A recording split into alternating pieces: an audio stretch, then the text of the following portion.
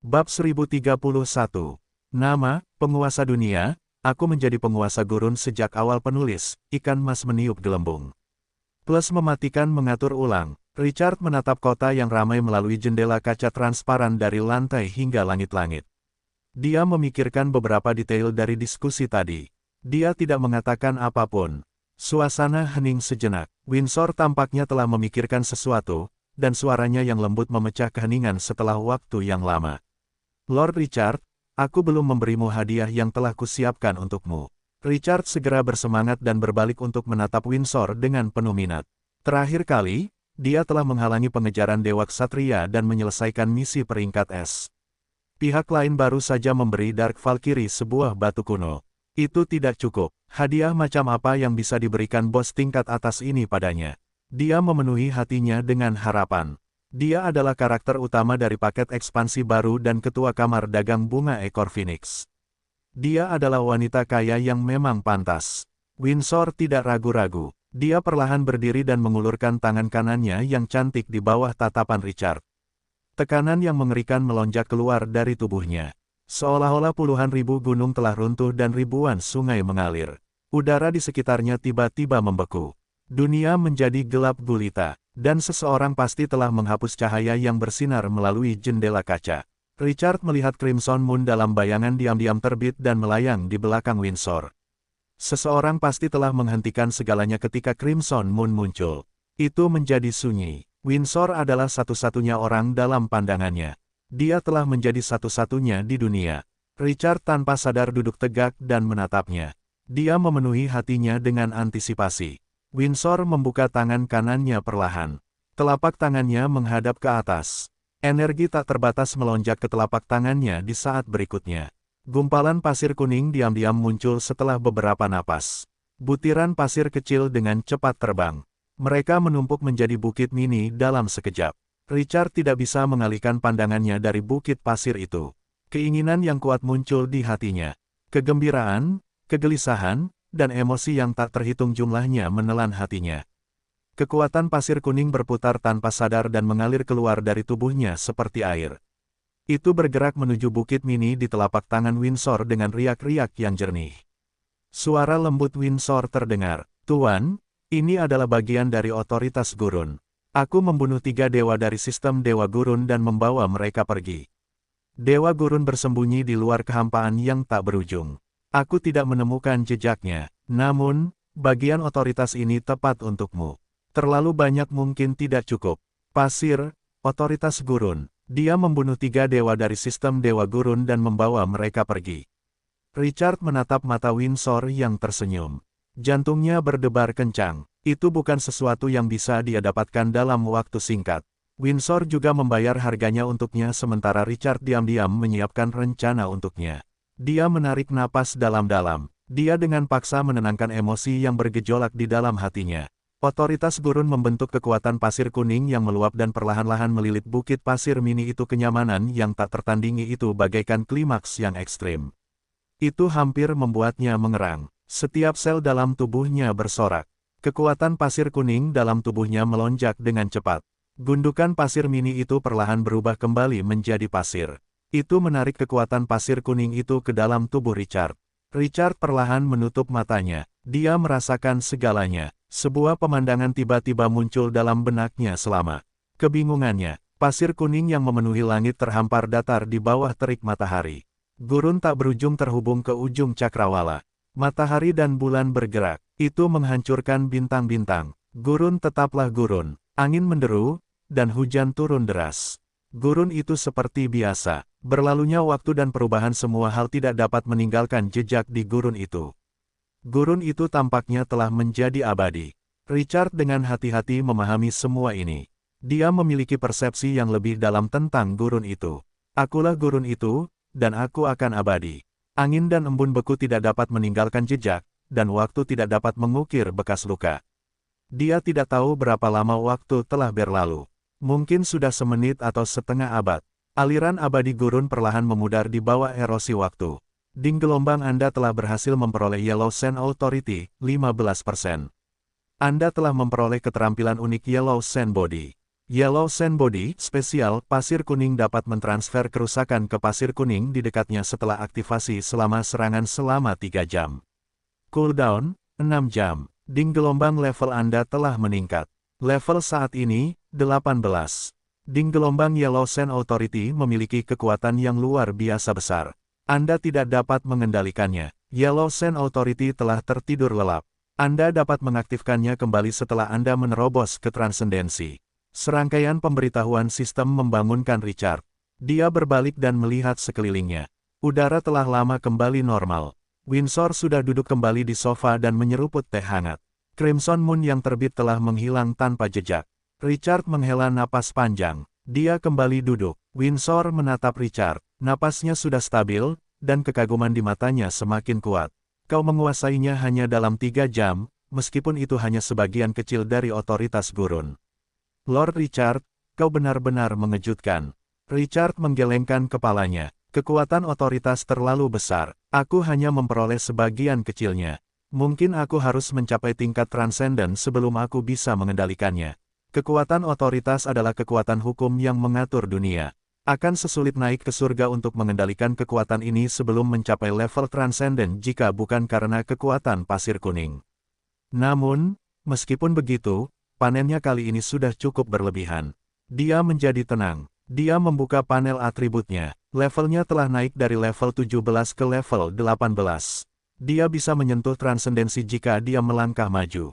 Itu akan menjadi dunia yang sama sekali baru saat melangkah ke alam transenden.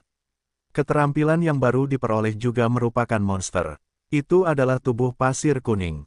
Seseorang dapat mentransfer semua kerusakan yang diterima ke pasir kuning di dekatnya. Dan itu berlangsung selama 3 jam. Apa artinya ini? Tidak ada yang bisa membunuhnya dalam waktu 3 jam selama pasir kuning ada di sekitar. Apakah ini kekuatan otoritas? Richard bersemangat. Terlebih lagi, ini hanya sebagian kecil darinya. Sulit membayangkan seberapa banyak dia akan meningkat jika dia menggunakan kekuatan itu.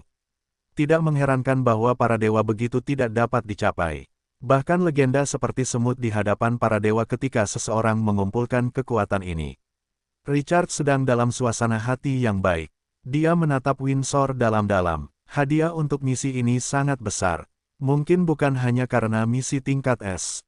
Dia telah membantu lelaki tua berambut putih dari toko umum naga merah mengambil jantungnya, dan kali ini, dia telah mendirikan L-Plane dan mendirikan asosiasi pemain L. Mungkin itulah alasannya. Setiap usahanya ada hadiahnya. Wanita kaya ini sama sekali tidak pelit. Richard tidak tahu apa yang terjadi ketika L-Plane memasuki mortal plane. Irama segalanya berbeda dari sebelumnya. Richard menatap Windsor setelah dia memperoleh otoritas gurun. Dia menahan kegembiraannya. Ketua Windsor, Twilight City telah mengembangkan produk baru. Itu adalah kotak musik peri. Namun, produksinya terlalu lambat dengan kapasitas kita saat ini. Apakah kamar dagang bunga ekor Phoenix tertarik untuk bekerja sama dengan kita? Mata Windsor berbinar karena tertarik. Apakah itu kotak musik peri yang dikirim Vale terakhir kali? Dia melambaikan tangannya saat berbicara. Sebuah benda pipi sekitar 20 cm panjangnya, 10 cm lebarnya, dan 5 cm tingginya terbang keluar dari udara tipis dan perlahan mendarat di meja bundar. Seseorang telah mengukir lapisan pola yang sangat indah pada benda ini. Seseorang telah menaburkan permata kecil dalam tekstur metalik abu-abu keperakan. Itu seperti langit berbintang. Itu memberikan perasaan sebuah karya seni. Windsor dengan lembut membukanya dari tengah. Benda itu memperlihatkan pita suara ajaib. Bentuknya seperti cakram. Seseorang telah mengukir prasasti di atasnya. Windsor memastikan ada sesuatu di sana, dan dia menutupnya lagi.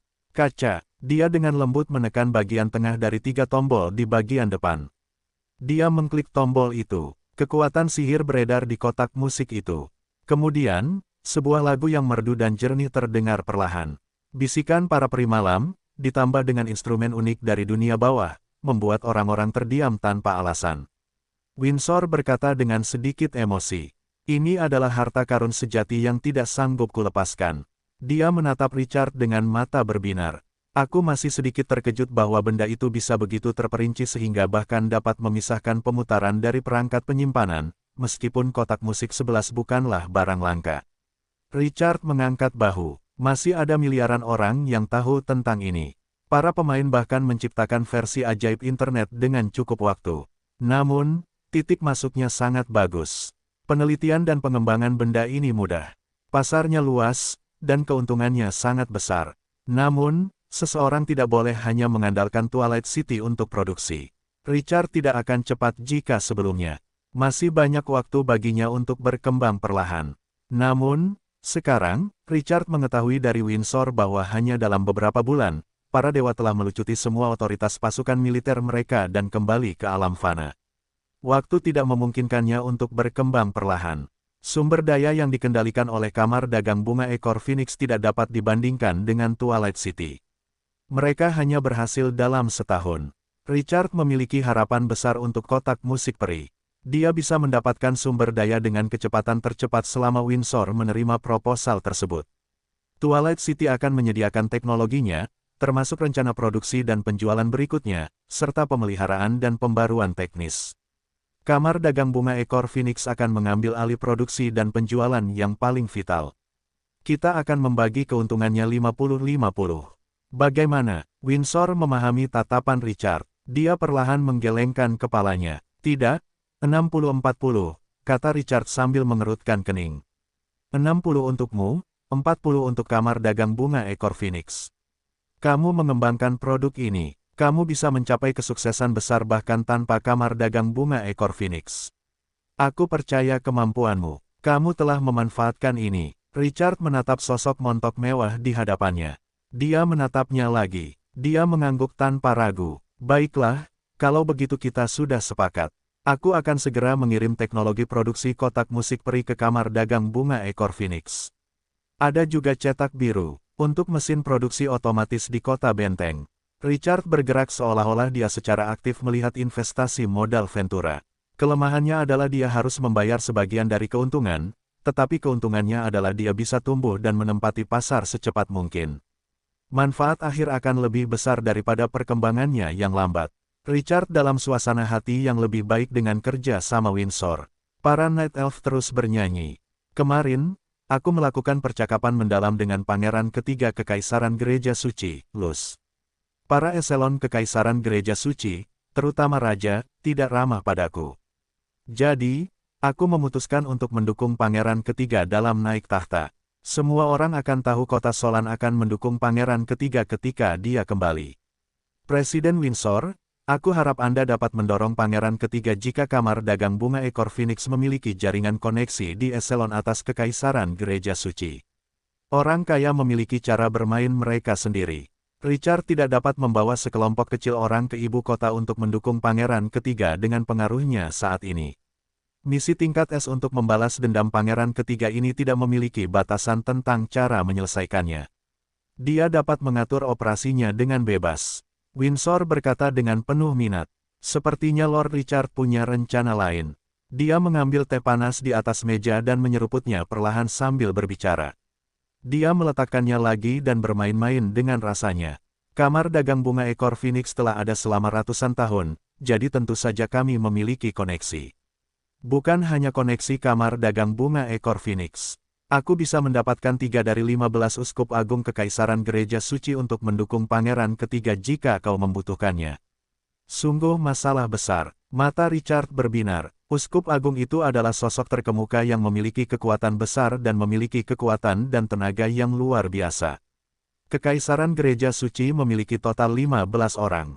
Pangeran Ketiga adalah yang paling tidak disukai. Tidak ada yang akan menganggapnya serius. Dia bisa menerima 4 orang yang melelahkan jiwa, termasuk Adipati Agung. Dukungan ini tulus, mereka sering berada di posisi terdepan dalam jaringan ini. Begitu mereka menonjol, kekuatan-kekuatan yang berada di perahu yang sama itu juga akan menjadi pendukung Pangeran Ketiga. Vale tanpa sadar menoleh ke Richard ketika mendengar ini.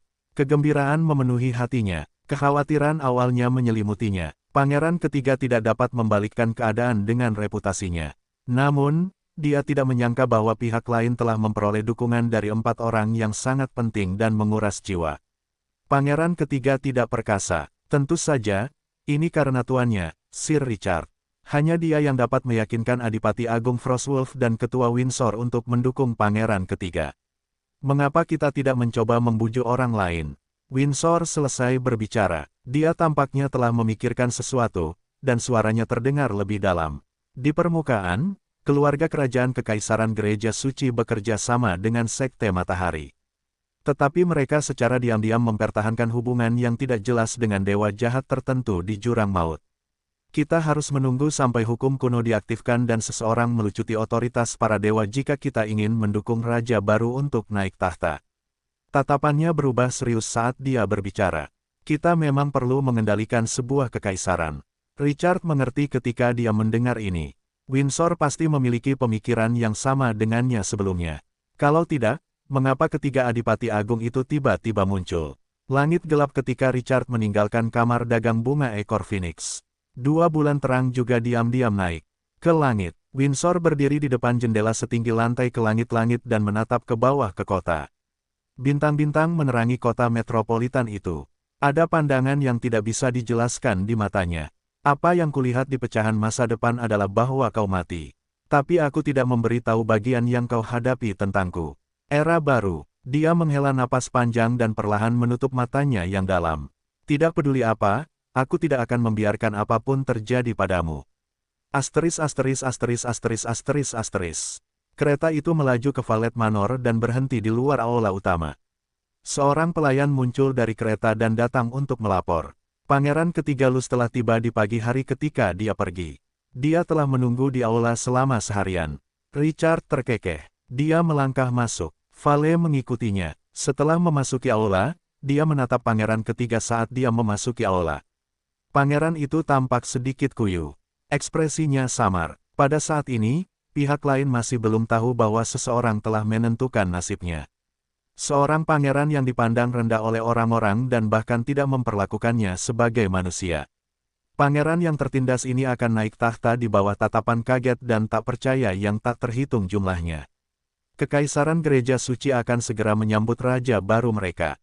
Pangeran Luz melihat Richard. Semua kecemasan, kekhawatiran, dan kegelisahannya lenyap. Dia melangkah maju dengan tatapan penuh tekad. Dia berlutut di hadapan Richard dan menempelkan kepalanya ke tanah.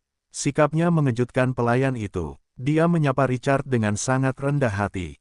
Dia berkata dengan lantang, "Tuan Richard, Luz bersumpah demi jiwanya bahwa dia akan setia kepadamu selamanya. Kekaisaran Gereja Suci juga akan berada di bawah komandomu selamanya." Bibir Richard melengkung saat melihatnya. Permainan ini semakin seru. Asteris asteris asteris asteris asteris asteris. Tanggal 10 April. Frostwolf City adalah negara kota yang diperintah oleh keluarga Frostwolf di Kekaisaran Es dan Salju. Sekelompok lebih dari 3.000 kavaleri yang menunggangi kuda perang es melintasi gerbang kota dengan aura pembunuh. Pemimpinnya mengenakan baju besi putih dan memegang pedang tajam di tangannya. Rambutnya yang indah berkibar tertiup angin dingin. Semua bangsawan dan pengurus kamar dagang di kota Solan berangkat ke Valet Manor tak lama setelah dia pergi. Kereta mewah memenuhi pintu masuk Manor yang biasanya sepi dalam waktu kurang dari 2 jam. Indra penciuman para bangsawan berkali-kali lebih tajam daripada orang biasa. Kebanyakan bangsawan tidak tahu hubungan dekat seperti apa yang Richard miliki dengan Adipati Agung Frostwolf di kota Solan. Namun, tidak diragukan lagi itu adalah sinyal yang menegangkan bahwa Adipati Agung dapat melanggar aturan dan membiarkan Richard memimpin pasukannya di udara di mana terbang dilarang di kota itu. Vale melihat semua bangsawan yang belum pernah dilihatnya di rumah tuan kota. Beberapa pasukan yang belum pernah berurusan dengan kamar dagang asosiasi pedagang Valet di masa lalu menunjukkan pemandangan yang paling ramah. Vale tidak dapat menolak hadiah yang diletakkan di luar pintu dan menyambutnya satu persatu sambil tersenyum. Rencana berisiko itu membutuhkan banyak koneksi. Para bangsawan ini akan menjadi kunci bagi perkembangan masa depan kamar dagang asosiasi pedagang Valet. Pangeran Ketiga Luz juga mengunjungi rumah tuan kota saat Richard pergi. Dia tidak bisa menyembunyikan kegembiraan di wajahnya saat meninggalkan rumah besar itu. Dia tidak menyangka akan menerima berita yang mengejutkan seperti itu. Dia baru saja bersumpah setia kepada Richard selama sehari, dan Adipati Agung Frostwolf di kota Solan mengatakan kepadanya tanpa ragu bahwa dia akan sepenuhnya mendukungnya dalam upayanya untuk naik tahta. Petapa legendaris itu juga menyatakan bahwa Pangeran Ketiga dapat menggunakan sumber daya politik kota Solan. Lebih jauh, Adipati Agung memberinya pasukan tingkat atas yang terdiri dari prajurit level 17 dan 19. Dia bahkan mengirim seorang prajurit transenden sebagai pengawalnya. Kegembiraan dan ketidakpercayaan menyelimuti Adipati Agung Frostwolf di kota Solan. Kemudian, Kamar Dagang Bunga Ekor Phoenix membawa berita yang membuat Pangeran Lus merasakan untuk pertama kalinya betapa mengerikannya kekuatan Tuan yang baru saja dia sumpah setia itu. Adipati Agung Swan, Long Lake, dan Ton semuanya adalah misi tingkat atas yang dapat secara besar-besaran memengaruhi kekaisaran Gereja Suci. Mereka semua dapat menjadi pendukung kuatnya untuk naik tahta saat Pangeran Ketiga kembali ke ibu kota. Lebih jauh lagi, setiap Archduke memiliki pasukan yang sangat banyak. Pada saat yang sama, seorang transenden menjaga mereka untuk melindungi dan memerintah. Orang-orang, uang, pasukan, kekuatan tempur terbaik, sumber daya politik, dan pengaruh. Lus telah memperoleh semuanya hanya dalam waktu singkat. Dia masih linglung ketika kembali ke kediamannya. Richard mengusulkan untuk menjadikannya raja, dan dia tidak dapat membayangkan bagaimana caranya. Dia hanyalah seseorang yang dibenci raja meskipun dia adalah Pangeran Ketiga. Raja baru saja bersiap melahap garis keturunannya untuk memperkuat dirinya. Semua orang memandang rendah Pangeran Ketiga. Dia adalah anak rakyat jelata dan tidak punya apa-apa. Namun, dia siap mati sekarang sebagai ganti jabatan raja yang ditawarkan Richard kepadanya untuk mendapatkannya. Dia harus bekerja keras untuk menyelesaikannya, apapun yang terjadi. Namun, dia kewalahan karena Richard telah dengan cepat mengatur dan mempersiapkannya. Dia telah menjadi seorang pangeran dengan para transenden sebagai pengawalnya dan dukungan dari beberapa orang berpengaruh di kekaisaran gereja. Dia bisa mengubah awan menjadi hujan dengan sekali jungkir balik. Posisi tokoh heroik dan luar biasa itu di hatinya hampir setara dengan dewa. Dia pulih dari emosinya dan tanpa sadar berbalik untuk melihat ke belakangnya. Transenden yang tinggi dan kokoh itu melindunginya. Pengawal itu seperti gunung kecil, sunyi tetapi perkasa. Para transenden adalah tokoh-tokoh terbaik dalam kekuatan apapun. Sekarang, mereka telah menjadi pengawalnya dan siap membantunya. Selain itu, Windsor dari Kamar Dagang Bunga Ekor Phoenix menjanjikan Pangeran Ketiga transenden lagi. Beberapa orang memanjakan Pangeran Kedua. Dia hanya memiliki dua pengawal luar biasa di sisinya. Orang-orang berpengaruh di balik para transenden ini semuanya adalah legenda yang luar biasa. Itu membuat Pangeran Ketiga semakin percaya diri. Dia bisa menjadi pangeran terkuat. Itu tidak akan berlebihan untuk dikatakan saat dia kembali ke kota Gereja Suci. Tahta akan menjadi miliknya, untuk balas dendam dan tuan. Tidak ada yang bisa menghentikannya untuk maju. Jantung Lus berdebar kencang. Dia mendengar tawa dari luar pintu. Itu mengganggu pikirannya. Dia mengerutkan kening dan berbalik untuk melihat suara di pintu. Seseorang mendorong pintu hingga terbuka. Lus menghantam dinding di belakangnya dan bangkit kembali. Itu mendorongnya menjauh untuk kedua kalinya. Seorang pria botak setengah baya dengan perut besar muncul di hadapannya. Dia mengenakan jubah coklat. Dia memasuki ruangan dengan beberapa pelayan berwajah merah. Dia bau alkohol. Pria botak setengah baya dengan perut besar melihat Lus berwajah pucat tidak tergerak oleh jendela. Itu membuatnya tidak senang. Dia berteriak, "Idiot, siapa yang menyuruhmu menemui Grand Duke of Frostwolf sendirian? Aku akan melemparmu ke toilet selama 10 hari jika kau merusak rencana kami." Bajingan kotor berani bertindak sendiri. Mata prajurit transenden yang telah terdiam di ruangan itu berubah dingin. Niat membunuh melonjak di matanya. Identitasnya saat ini adalah untuk melindungi Pangeran Lus, meskipun kesetiaannya tetap pada Adipati Agung Frostwolf. Kata-kata orang-orang ini tidak diragukan lagi merupakan tamparan di wajahnya. Dia menekan niat membunuh di dalam hatinya. Dia berkata perlahan kepada Lus, "Yang mulia, atas perintah Anda, mereka tidak dapat menahan diri untuk tidak menunjukkan ekspresi mengejek. Apakah Anda sudah memiliki pengawal dalam perjalanan ini? Sungguh menakjubkan. Hahaha. Bocah nakal, Anda mengikuti orang yang salah. Masa depan apa yang Anda miliki dengan sampah ini? Hahaha, Yang mulia, apakah bajingan ini pantas mendapatkan gelar ini? Apakah Anda masih berencana untuk menyerang saya?"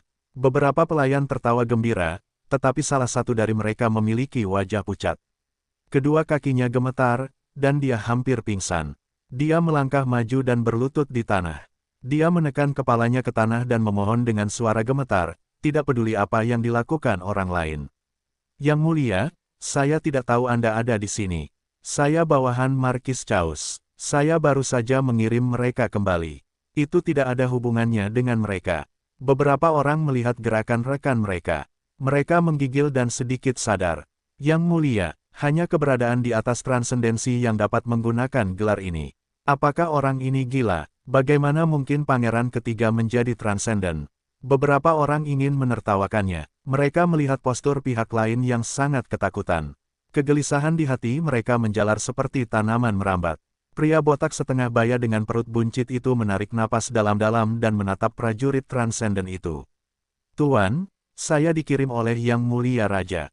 Sebelum dia bisa menyelesaikannya, prajurit luar biasa yang menatap lurus ke arah Luz berbicara lagi. Yang Mulia, tolong beri perintah. Nada suaranya yang dingin membuat semua orang merasa tidak enak. Luz berbicara, dan perasaan itu mencapai puncaknya. Saya sudah memikirkannya berkali-kali sebelumnya. Bagaimana saya bisa membalas dendam pada Anda ketika saya memiliki cukup kekuatan? Luz menatap mereka dengan ekspresi ganas. Raungan itu membuat prajurit luar biasa itu mengerutkan kening. Ejekan menelan wajah Luz. Ketika saya benar-benar memiliki kekuatan untuk membalas dendam, saya menyadari bahwa semua imajinasi saya sebelumnya tidak ada artinya. Karena kamu terlalu lemah. Kamu begitu lemah sehingga bahkan semut sepertiku, yang mereka semua pandang rendah, tidak peduli padamu. Dia menyipitkan matanya sedikit. Nada suaranya terdengar seperti gunung berapi yang tertekan. Kamu mungkin benar. Aku dulu cacing tidak berguna yang bisa kamu ganggu. Tapi kau tidak menyadari bahwa seekor cacing bisa tumbuh menjadi binatang pemakan manusia suatu hari nanti. Aku orang biasa. Aku pangeran ketiga yang dipandang rendah semua orang. Tapi memangnya kenapa? Mulai hari ini dan seterusnya, aku akan mendaki ke titik tertinggi ketakutanmu, selangkah demi selangkah, sampai bunuh Raja Bajingan itu dan perlakukan kau sebagai takhta yang mulia. Injaklah, jiwaku telah lama membusuk, dan belatung telah tumbuh. Sekarang, satu-satunya hal yang menggerakkan tubuhku adalah api balas dendam. Hadiah Tuhan mengizinkanku untuk memiliki semua ini, tidak seorang pun dapat mengambilnya. Akan kuberitahukan pada Tuhan bahwa dia tidak salah menilaiku. Kalimat terakhir Luz adalah raungan histeris.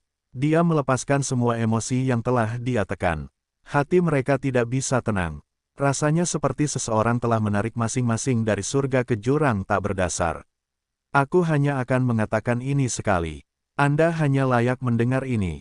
Sekali. Luz menarik napas dalam-dalam, dan kemarahan di wajahnya menghilang tanpa jejak.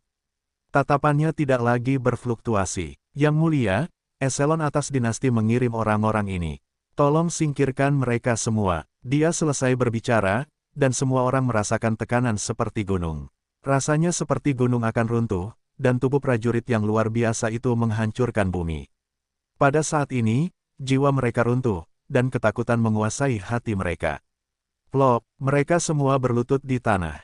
Yang mulia, tolong ampuni nyawaku. Pangeran pertama memerintahkan ketidakhormatan yang kutunjukkan padamu. Yang mulia, Anda adalah Tuan Kota Solan. Kami adalah orang-orang pangeran kedua. Kau tidak perlu memusuhi pangeran kedua demi bajingan rendahan. Yang mulia, tangisan mereka untuk orang tua dan sikap arogan mereka kontras dengan reaksi awal mereka saat Luz memasuki aula. Namun, prajurit luar biasa itu tidak membiarkan mereka terus meratap. Esensi darah di tubuhnya tiba-tiba meletus. Itu langsung menyelimuti beberapa dari mereka. Saat berikutnya, beberapa tubuh meledak menjadi kabut berdarah. Udara langsung berubah menjadi merah darah. Energinya tidak berhenti. Itu seperti air yang mengalir dan membungkus kabut darah. Itu mengalir keluar melalui celah pintu. Tidak ada apa-apa selain bau darah samar di udara. Darah menodai lantai. Adegan ini mengejutkan Pangeran Luz. Para antek yang telah menindasnya berkali-kali telah mati.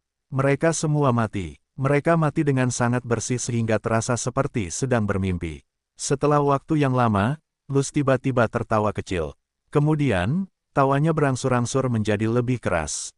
Pada akhirnya, tawanya yang gila memenuhi ruangan. Di akhir tawanya, air mata tanpa sadar telah mengaburkan wajahnya. Asteris asteris asteris asteris asteris asteris. Richard telah meninggalkan kota Solan. Dia tidak tahu tentang transformasi Pangeran Luz. Dia hanya merasa seluruh dunia berbeda saat dia memasuki padang pasir. Luz memiliki kekuatan pasir kuning. Dan dia menunjukkan kebaikan kepada padang pasir. Momen itu seperti seekor anjing yang akhirnya menemukan tuannya setelah sekian lama. Itu memancarkan kegembiraan fanatik yang tak tertandingi. Luz tidak perlu mengendalikan kekuatan pasir kuning di tubuhnya. Itu sudah beredar. Tingkat aktivitasnya 10 kali lebih tinggi dari sebelumnya. Energi yang dipancarkannya bahkan dapat membuat gurun di sekitarnya bereaksi. Richard membuka kedua tangannya lebar-lebar dan melayang dari punggung Alphys. Persepsinya langsung meluas keluar dari padang pasir, dan dia bahkan bisa melihat pemandangan sejauh 30 km. Pada saat ini, dia sepertinya telah memikirkan sesuatu. Kekuatan pasir kuning yang aktif melonjak keluar. Dalam sekejap, pasir kuning di tanah tampaknya telah kehilangan gravitasinya dan terbang mundur dengan cepat. Lapisan demi lapisan, padang pasir jatuh dari 9 langit. Padang pasir telah runtuh lebih dari 10 meter. Pasir kuning yang terbang mengembun di langit 100 meter jauhnya. Sebuah pantai sepanjang 5.000 meter dan tebal 10 meter terbentuk di udara. Sesuatu pasti telah menghalangi sinar matahari. Dan bayangan di tanah mengaburkan segalanya. Itu tampak seperti benua dari pesawat lain telah bergabung ke dalam mortal plane dari jauh. Itu memberi orang dampak visual yang kuat. Perasaan itu, Richard berdiri di udara. Dia merasakan padang pasir di bawah kendalinya. Kegembiraan memenuhi hatinya. Sebelumnya, dia juga bisa membuat gelombang pasir di permukaan dan menyebabkan kerusakan besar pada musuh. Tapi dia melakukannya dengan cara seperti bola salju. Namun, sekarang, ia telah membuat gurun setebal lebih dari 10 meter dan berdiameter lebih dari 5 km menjulang ke langit. Kendali semacam ini 10 kali atau 100 kali lebih kuat dari sebelumnya. Richard perlahan membuka matanya dan mengulurkan tangan kanannya. Ia menekan gurun yang mengambang itu. Gurun setinggi 100 meter itu tiba-tiba jatuh setelahnya. Bang! Mars bertabrakan dengan bumi, tanah meledak, dan butiran pasir yang tak terhitung jumlahnya beterbangan. Debu tebal menutupi langit, makhluk hidup yang berjarak 100 mil merasakan tanah bergetar hebat. Richard melihat ke bawah saat debu mengendap. Pasir itu masih pasir, satu-satunya permukaan yang tidak rata adalah catatan tentang apa yang baru saja terjadi. Gerakan ini saja dapat dengan mudah menghancurkan sebuah kota bahkan jika aku tidak menggunakan metode lain. Kekuatan pertempuran tingkat penghancur kota, bencana alam. Sudut mulut Richard melengkung ke atas. Tatapannya menjadi lebih tajam. Terlebih lagi, ini jauh dari batas. Pikirannya memutar segerombolan pikiran. Pasir di tanah melonjak ke segala arah. Richard berada di tengahnya. Gelombang pasir dengan cepat menyapu. Gelombang pasir itu naik dari ketinggian 20 hingga 30 meter. Ia tumbuh dengan jelas. Butiran pasirnya mencapai ketinggian 50, 80, dan 100 meter. Orang-orang yang berada puluhan kilometer jauhnya dapat terlihat jelas ketika gelombang pasir mencapai ketinggian 200 meter. Banyak pemain dalam misi itu melihat gelombang pasir tiba-tiba naik dari cakrawala. Mata mereka langsung terbelalak kaget. Benda apa itu? Kenapa tiba-tiba ada gunung yang menjulang? Tidak, itu bukan gunung. Itu bisa bergerak. Gelombang pasir setinggi 200 meter menyapu ke segala arah di bawah tatapan ngeri banyak orang. Dia baru kehilangan kendali saat berada 20 km jauhnya. Kemudian, gelombang itu melonjak sejauh 1000 meter sebelum perlahan berhenti. Pasir berbentuk cincin setinggi 50 meter terus runtuh tanpa dukungan kekuatan pasir kuning. Richard melihat ke bawah dari langit. Gelombang pasir berbentuk cincin setinggi 50 meter menyelimuti 20 km di sekitarnya. Bibirnya melengkung saat melihatnya. Mungkin inilah kekuatan gurun yang sebenarnya.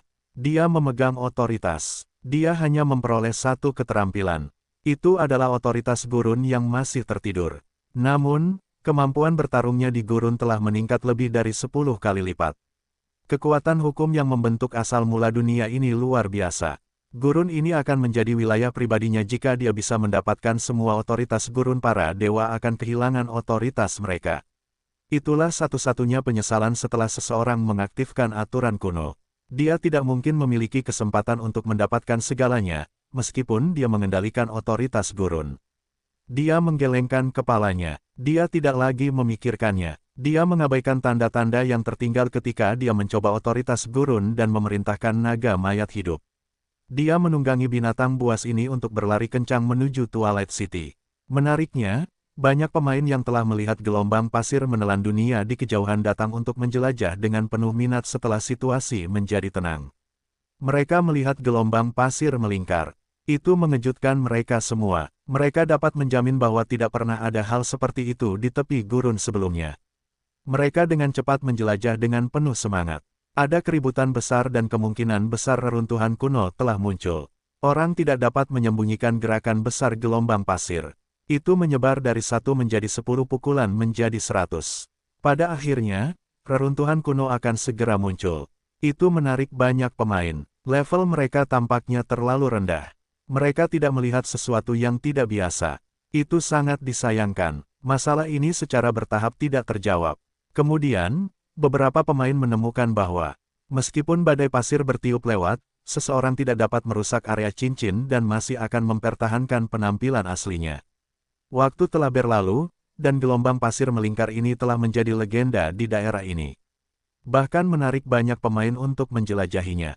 Mereka ingin menemukan rahasianya. Langit sudah gelap ketika mereka kembali ke Twilight City. Dan hanya sinar matahari terbenam terakhir yang terbang di langit biru hitam. Alphys terbang dengan naga darah kerangka. Richard dan Dark Valkyrie kembali ke Lord's Mansion. Karu tidak menghabiskan tehnya, dan dia memasuki aula dengan gembira setelah mendengar berita itu. Richard memandang kepala pelayan yang sangat bersemangat dan menganggapnya lucu. Karu, kabar baik apa ini? Kepala pelayan Karu membungkuk. Dia menyeringai dan berbicara dengan suara melengking. Tuanku, penelitian Nona Adele di Fortress City telah membuat kemajuan besar. Boneka mekanis Anda, pemburu transenden, telah menyatu dengan mesin alkimia yang ditempa oleh kurcaci berwarna abu-abu. Itu adalah Terminator, di bawah kendali Nona Adele. Nona Adele telah berhasil memperbaiki pemburu transenden. Dia juga telah memberikan pemburu ini kemampuan untuk berpikir secara mandiri. Tuan, ini bukan lagi ciptaan mekanis murni. Ini adalah bentuk kehidupan baru, mesin daging dan darah. Butler Karu begitu gembira hingga dia melambaikan tangan dan kakinya.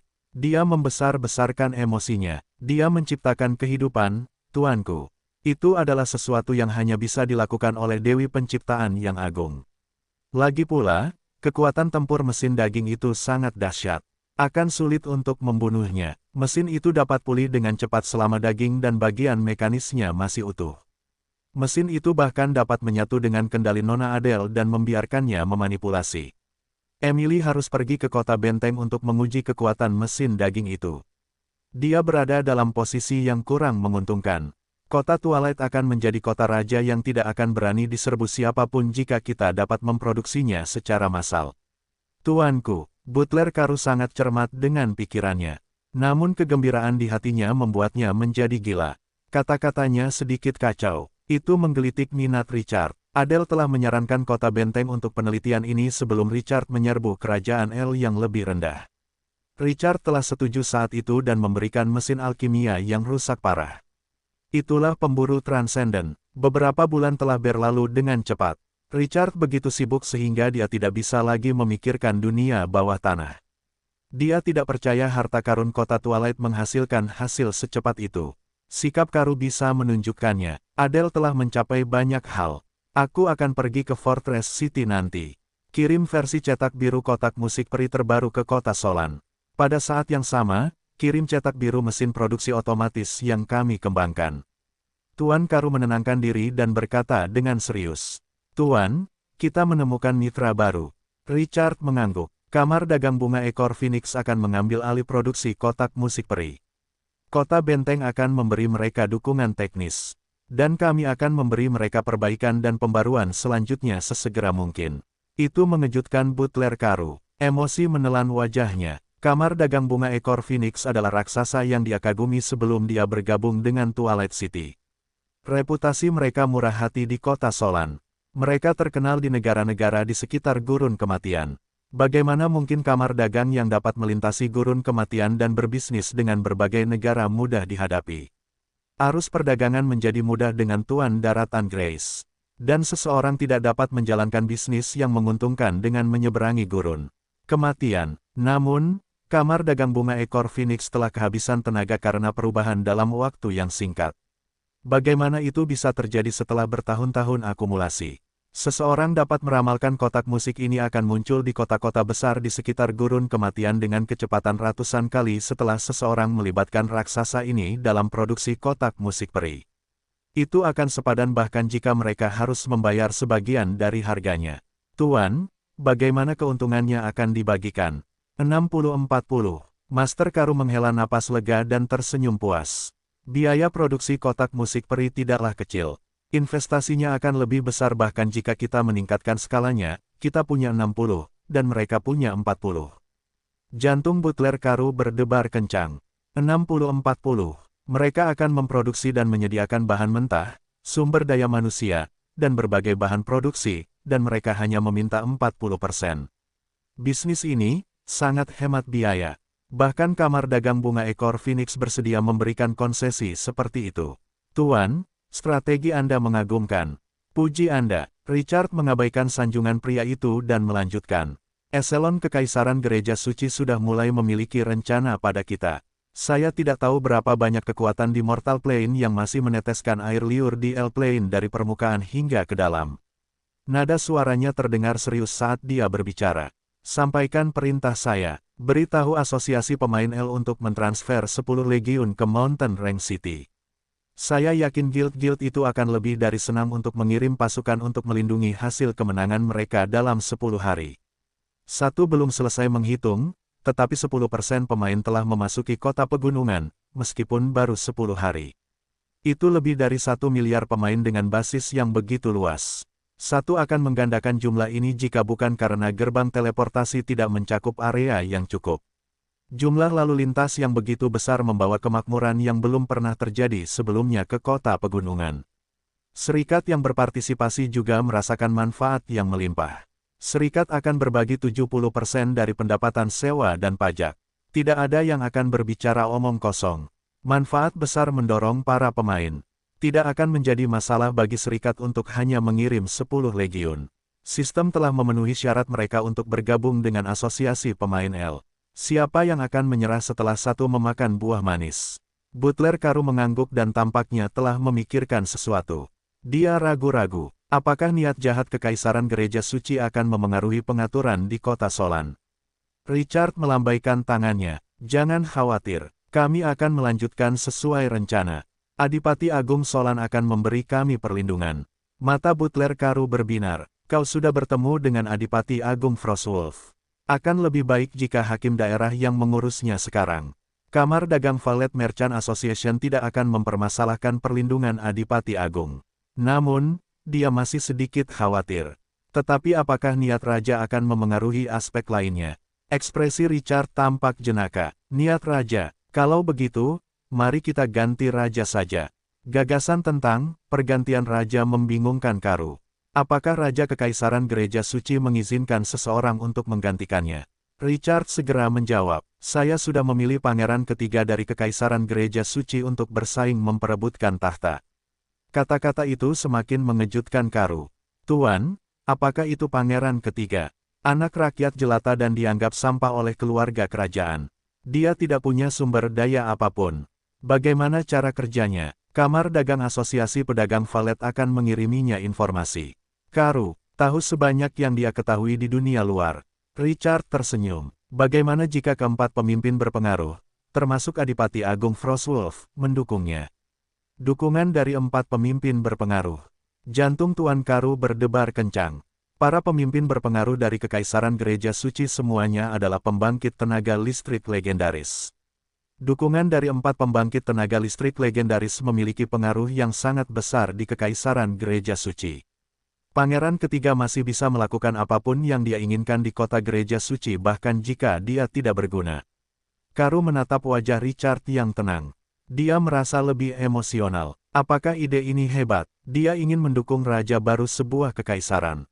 Itu menyayat hati. Butler Karu pergi. Richard berpikir keras. Semua aspek saat ini berjalan sesuai dengan ide-idenya yang sudah mapan. Semuanya berjalan sesuai rencana, meskipun hasilnya akan memakan waktu. Richard merenung. Dia meninjau keuntungan dan kerugian dari periode ini. Pertama, dia mempertimbangkan inti L-Plane saat ini. L-Plane telah menjadi pasar perdagangan bagi para pemain dengan dibukanya Mountain Range City. Namun, jumlah portal teleportasi membatasi jumlah pemain. Para pekerja harus meningkatkan ini di masa mendatang. Selain itu, Mencegah dunia luar memata-matai mereka adalah prioritas utama yang tidak bisa diabaikan. Kedua, dia menjalin hubungan kerja yang lebih erat dengan Grand Duke of Frostwolf. Mulai sekarang, orang tidak bisa menghalangi Kamar Dagang Valet Merchant Association di Solan City. Kerja sama tidak akan menjadi masalah. Itu akan sangat bermanfaat bagi pengaturan mereka selanjutnya. Ketiga, dia mendukung Pangeran Ketiga. Kekaisaran Gereja Suci akan menjadi pengikut Twilight City jika rencana ini berhasil. Pada saat itu, kekuatan di bawah kendali Twilight City akan tumbuh pesat. Bahayanya terletak pada pembalasan dari eselon Kekaisaran Gereja Suci. Itu adalah sesuatu yang harus dia perhatikan secara khusus. Keempat, hubungannya dengan Windsor telah memasuki babak baru. Kerjasama antara kedua belah pihak akan mendatangkan keuntungan yang sangat besar. Dia juga bisa mempersiapkan rencana industri hiburan yang telah lama dipikirkannya. Perekrutan selebritas berpengaruh akan cepat setelah kotak musik peri menyebar. Efeknya tidak terduga pada kebangkitan selebritas. Itu adalah dunia fantasi dengan para dewa. Krisis terbesar di Twilight City adalah apa yang dikatakan Windsor kota Twilight milik para dewa. Para dewa akan kehilangan otoritas mereka begitu sistem mengaktifkan aturan kuno. Dunia saat itu akan jatuh ke dalam kekacauan yang belum pernah terjadi sebelumnya. Dia tidak akan mempertahankan otoritas yang saat ini dia kendalikan. Kata-kata Windsor sangat penting sebagai karakter utama dari paket ekspansi baru. Tidak ada yang berani mengabaikannya. Perubahan besar akan segera terjadi. Richard harus segera memperkuat Twilight City. Itu membutuhkan pasukan, pahlawan, pertahanan kota, teknologi, bakat, dan sumber daya yang tak terhitung jumlahnya. Pertumbuhan kekuatan harus menyeluruh. Tidak mungkin untuk memperkuat satu aspek saja. Itu akan meninggalkan terlalu banyak kekurangan. Peluang bahaya akan meningkat pesat di tengah perubahan. Pada titik ini, Richard menarik napas dalam-dalam dan perlahan-lahan menjadi tenang. Dia merenung sejenak. Dia membuka panel atribut dan melihat kolom sumber daya langka. Dia telah meminta setiap guild yang bergabung dengan asosiasi pemain L untuk menyerahkan 100.000 unit sumber daya langka. Jumlah sumber daya ini langsung masuk ke sakunya. 3.500 guild. Itu adalah 350 juta unit. Dia saat ini memiliki 380 juta unit sumber daya langka, termasuk pendapatan bersih dari 2 bulan terakhir. Itu adalah angka yang sangat besar. Sumber daya langka melebihi 100 juta untuk pertama kalinya sejak berdirinya Twilight City. Harga sarang pasukan tingkat biasa saat ini adalah 2 unit sumber daya langka. Seseorang akan membutuhkan 10 sarang pasukan biasa untuk mencapai tingkat elit. Seseorang akan membutuhkan 100 sarang pasukan untuk meningkatkan dari elit ke langka. Seseorang akan membutuhkan 1.000 sarang pasukan untuk tingkat lanjut. 10.000 sarang pasukan diperlukan untuk tingkat yang mulia. 100.000 sarang pasukan untuk tingkat mahkota. 1 juta untuk tingkat bulan bercahaya dan 20 juta untuk transendensi. Dengan kata lain, dia dapat meningkatkan ke 18,5 dengan 380 juta sumber daya ini, bahkan jika itu adalah pasukan transenden. Itu akan menjadi 185 jika mereka adalah prajurit bulan bercahaya. Jumlah yang dilebih-lebihkan ini membuat Richard tersenyum lebih cerah. Sudah lama sejak dia begitu kaya. Dia melihat kolom bersarang dengan suasana hati yang riang. Itu adalah putaran bala bantuan terakhir, dan dia telah mempromosikan semua pasukan di Twilight City ke tingkat mahkota. Tidak ada perang, dan pasukan telah meningkat pesat dalam 2 bulan terakhir. 1. Scorpion Warrior 20 sarang, produksi mingguan 140, jumlah saat ini, 1210-2330. 2. Guardian Mummy 3 sarang, produksi mingguan 30, jumlah saat ini, 210-450. 3. Sand Condensation Archer 10 sarang, produksi mingguan 50, jumlah saat ini, 885-1285. 4. Sunstorm Controller 20 sarang, produksi mingguan 100, jumlah saat ini, 1100-1900. 5. Stone Statue of the Dead 20 sarang, produksi mingguan 200, jumlah saat ini, 1600-3200. 6. Guardian Mummy 10 sarang, produksi mingguan 100, jumlah saat ini, 900-1700. 7. King of the Imperial Throne 13 sarang, produksi mingguan 130, kuantitas saat ini, 680-1720. Skeleton Blood Dragon, Radiant Moon Troop, Raja Pasukan Kekaisaran, 3 sarang, produksi mingguan 30, jumlah saat ini, 270-510. Pasukan Transcendent, Sayap Naga 3 sarang, produksi mingguan 30, jumlah saat ini 90-330. Richard telah menghabiskan 20 juta sumber daya langka untuk merekrut pasukan ini. Twilight City dapat menghasilkan banyak uang. Perekrutan pasti telah menguras 1 orang. Dia bersiap untuk kemajuan ini. Prajurit Kalajengking, Mumi Pelindung, Pemanah Kondensasi Pasir, dan Mumi Pelindung sudah cukup untuk memiliki mahkota. Tidak perlu meningkatkannya, dia perlu menggunakan sumber daya ini di tempat-tempat yang paling berharga. Pandangannya tertuju pada sarang pasukan mahkota yang tersisa.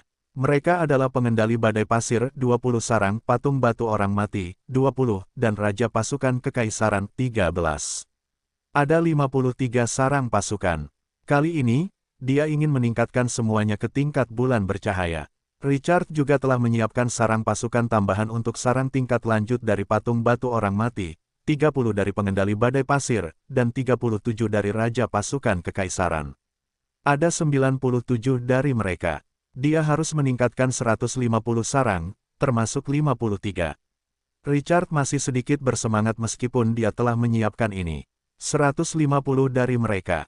Semuanya adalah bulan bercahaya. Para pemain akan meledak jika mereka tahu tentang ini. Glory adalah tim elit, dan dia sudah memainkan bulan bercahaya. Apa yang akan dipikirkan para pemain itu? Richard menarik napas dalam-dalam beberapa kali. Dia tanpa ragu pergi ke pasar perdagangan untuk membeli barang. Pasar perdagangan, pasukan tingkat rendah tidak berkurang, meskipun kekuatan para pemain telah meningkat pesat dibandingkan dengan saat mereka pertama kali memasuki era cemerlang. Sebaliknya, peningkatan tersebut menjadi tren. Para prajurit tingkat rendah tidak bisa bertarung. Seorang pemimpin dapat menggunakan mereka sebagai pekerja atau penjaga. Selain itu, para pemain mayat hidup akan merekrut prajurit tingkat rendah untuk membunuh dan merekrut kerangka. Oleh karena itu, harganya stabil. Cari dan beli sesuai dengan kondisi. Mereka yang memenuhi persyaratan dapat melakukan keduanya. Seseorang telah menggunakannya setelah Richard menetapkan aturan pembelian, meskipun ia memiliki ratusan juta sumber daya langka. Sistem telah mengurangi jutaan halaman sarang pasukan biasa di pasaran menjadi 1/10. Itu mengejutkan banyak pemain pedagang profesional. Tanda tanya menelan wajah mereka. Rasanya seperti mereka melihat hantu. 20 juta sumber daya langka tersisa dengan 100 sarang pasukan di tangan. Richard perlu menggunakannya untuk merekrut tentara setelah mereka maju. Richard merasa lebih percaya diri dari sebelumnya. Dalam kegembiraannya, ia segera mulai bekerja. Ia mempromosikan semua sarang setelah ia menyelesaikan yang baru. Ruang penyimpanan menyusut dengan cepat. Richard menghabiskan 150 juta kristal. Hanya tersisa 30 juta kristal. Lampu berkelap-kelip di halaman depan Lord's Mansion. Lord's Mansion tidak dapat menampung beberapa prajurit jika bukan karena barang yang diperolehnya dari Obelisk L. Harta karun ini memperluas ruang sebanyak 1000 slot. Dia telah memperluas halaman depan sebanyak 100 slot untuk menempatkan sarang pasukan. Cahaya menghilang setelah 10 menit. Sarang setinggi 5 hingga 6 meter dan 7 hingga 8 meter muncul di hadapannya. Itu seperti hutan pepohonan. Promosi ini telah meningkatkan sarang pasukan di tangan Richard. Dia dapat merekrut sarang pasukan mahkota level 15 Scorpion Warrior, 10, Guardian Mummy, 3, Sand Condensation Archers, 10, dan Guardian Mummy, 10. Dia bisa merekrut 150 sarang pasukan bulan bercahaya dengan level awal 17 patung batu mati, pengendali badai pasir, dan Raja Pasukan Kekaisaran. Dia memiliki sumber daya yang dapat merekrut pasukan Transcendent level 20. Richard menghitung sebentar. Dia dalam suasana hati yang baik. Ini adalah ibu kota yang memungkinkan Twilight City bertahan hidup. Namun, para prajuritnya tidak memadai. Richard membuka sistem emas hitam. Kemampuan baru muncul dari peningkatan terakhir sistem ini. Itu bisa memelihara sarang pasukan terpilih. Level mereka satu level lebih rendah dari target. Begitulah cara sistem mempromosikan 37 pengawal kerajaan. Richard tanpa ragu menghabiskan 30 juta sarang yang tersisa dan melemparkan semuanya ke sayap naga jahat. 15 sarang sayap naga jahat bulan bercahaya bintang 1 muncul di hadapannya dengan gelombang energi. Richard membuka panel atribut dan melirik. Mungkin karena prototipe itu adalah prajurit transenden, sarang sayap naga jahat bulan bercahaya bintang 1 masih memiliki level awal level 16 untuk merekrut prajurit. Kemampuan sayap naga jahat sebagai perisai daging masih mengesankan, meskipun tidak dapat dibandingkan dengan pasukan Radiant Moon lainnya. Itulah yang paling membuatnya puas. Jumlah sarang Radiant Moon meningkat menjadi 165. Richard menjadi tenang. Dia tanpa ragu merekrut produksi selama 2 minggu dari 30 patung batu orang mati yang baru dipromosikan, 30 pengendali badai pasir, 37 raja pasukan kekaisaran, dan 15 sayap naga jahat. Totalnya 1940. Setiap perekrutan prajurit Radiant Moon membutuhkan 8.000 unit sumber daya langka. Totalnya, 15,52 juta. Dia menghabiskan 10 juta sumber daya langka terakhir di tangannya. Richard memandangi pasukan yang meninggalkan rumah besar itu. Senyum di wajahnya tidak pernah pudar. Itulah prajurit yang sangat kejam. Dia punya beberapa bulan untuk menabung. Dia ingin bertanya, siapa lagi?